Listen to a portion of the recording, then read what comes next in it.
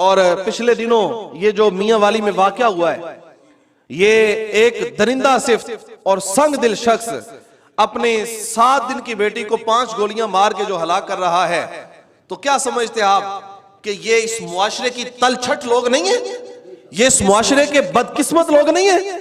और उस उम्मत, उस नबी के उम्मती जो नबी कहता है लोगों जिसकी 2 बेटियां हो उनकी परवरिश करे और उनका निकाह करे मेरी सुन्नत के मुताबिक, क़यामत में वो मेरे साथ जन्नत में ऐसे होगा जैसे ये 2 उंगलियां साथ हैं।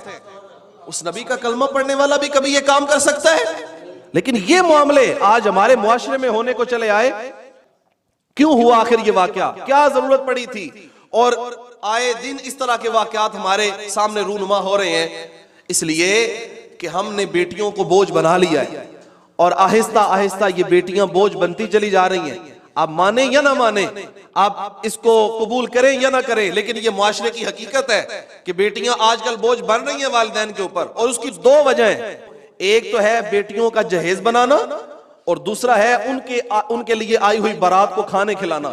और ये दोनों चीजें दीन के मुनाफी हैं। दोनों चीजों की दीन में कोई गुंजाइश है?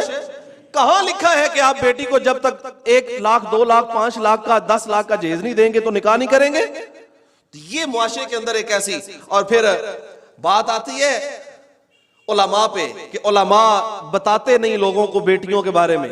तो हम तो कह कह के थक गए हैं कि आप जहेज को छोड़ें, हम तो कह कह के थक गए हैं कि आप बारात की रस्म को छोड़ें। आप आराम से 2 4 5 10 बंदे जाएं और मस्जिद में बैठ के निकाह करके बेटी को साथ लेके आ जाएं, तो बताओ अल्लाह राजी नहीं होगा इससे? और फिर जहेज बनाना, जहेज देना और शौक पाले हैं लोगों ने। दुनिया तो कभी राजी नहीं होती, आप जो मर्जी है करें, लेकिन क्या है कि वो हम आज मैं और आप उस दौर में जी रहे हैं। देखना जरा, तवज्जो करना, जिस दिन बेटी पैदा हुई उस दिन वालिद ने ये सोचना शुरू किया कि बस अब इसका जहेज तैयार करना है। जिसके पास पैसे वाफर हैं, जिसके अकाउंट में बैंक बैलेंस मौजूद है, उसे तो कोई मसला नहीं है, शादी करीब आएगी तो वहां से जाके शॉपिंग करके आ जाएगा, फर्नीचर भी ले लेगा, सब कुछ ले लेगा। लेकिन जो बेचारा अपने बच्चों की रोटी बड़ी मुश्किल से पूरी करता है ना, उसकी जो बीवी है वो थोड़े थोड़े पैसे जमा करती है, कभी वो डिनर सेट लेती है, कभी वो बर्तन लेती है, कभी वो कुछ लेती है, घर में सामान थोड़ा थोड़ा जमा करती है कि ये मैंने अपनी बेटी के लिए बनाना है। होता है इस तरह?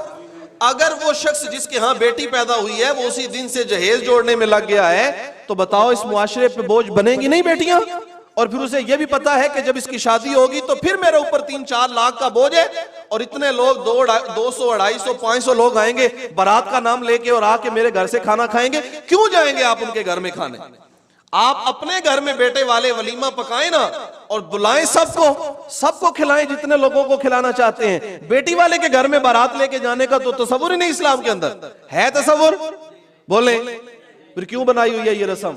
इसको आहिस्ता, और मैं ये भी बात कहता हूं कि बेटियों वाले ये काम नहीं कर सकते, ये काम बेटों वाले करें। इस काम को शुरू करें तो बेटों वाले। अगर बेटियों वाले इनकार करेंगे ना कि हम जहेज नहीं देते, तो लोग वहां भी जीने नहीं देते, कहते हैं देखें देने की बारी आई है तो इन्हें दीन याद आ गया। बात की समझ आई ना? कि बेटियों वाले कह दें कि हमने जहेज नहीं देना, ये दीन के खिलाफ है, कहते हैं देने के वक्त इन्हें दीन याद आ गया है। तो बेटे आप अपने बेटों से शुरू करें, अपने घर से शुरू करें। आप अपने आप से, आप नौजवान बैठे अपने आप से शुरू करें और इनकार करें कि हमने नहीं लेना जहेज और हम नहीं लेके आ रहे बारात। अपने घर में आप 1000 लोगों को बुला के खाना खिलाएं वलीमे का। इस्लाम मना नहीं करता, इस्लाम इसकी इजाजत भी देता है, बल्कि तहसीन भी करता है। लेकिन आप कम से कम किसी बेटी वाले के ऊपर बोझ तो ना बने जाके।